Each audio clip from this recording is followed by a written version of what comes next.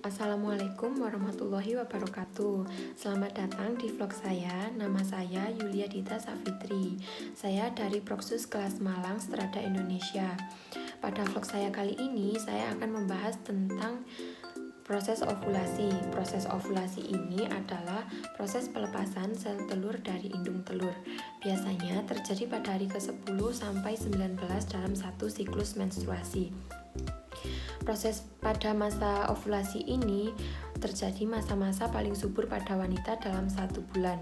Nah, proses ovulasi ini dikendalikan oleh hipotalamus. Hipotalamus itu merupakan salah satu bagian dari otak. Hipotalamus ini akan mengirimkan sinyal menuju lobus anterior, kelenjar hipofisis, dan menginstruksikan untuk melepaskan hormon FSH dan hormon LH untuk mengatur proses ovulasi.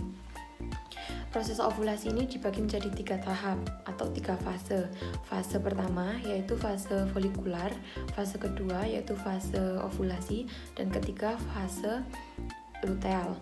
Nah, pada fase folikular ini hormon FSH itu akan naik dan sel telur akan mengalami pematangan, dan lapisan-lapisan yang berada di sekitar sel telur ini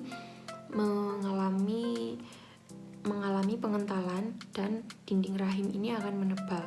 Yang kedua ada fase ovulasi.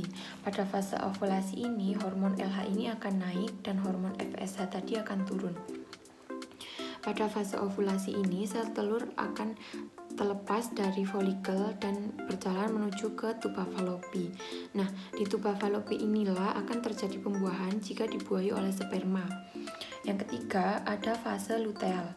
Pada fase luteal ini hormon LH ini akan terus naik dan sel telur yang mengalami pembuahan ini akan terus berjalan menuju dinding rahim dan akan menempel.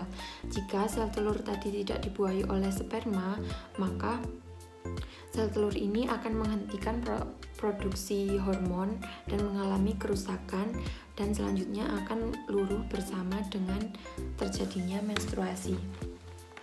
Sekian penjelasan saya tentang proses ovulasi, semoga bermanfaat. Terima kasih. Wassalamualaikum warahmatullahi wabarakatuh.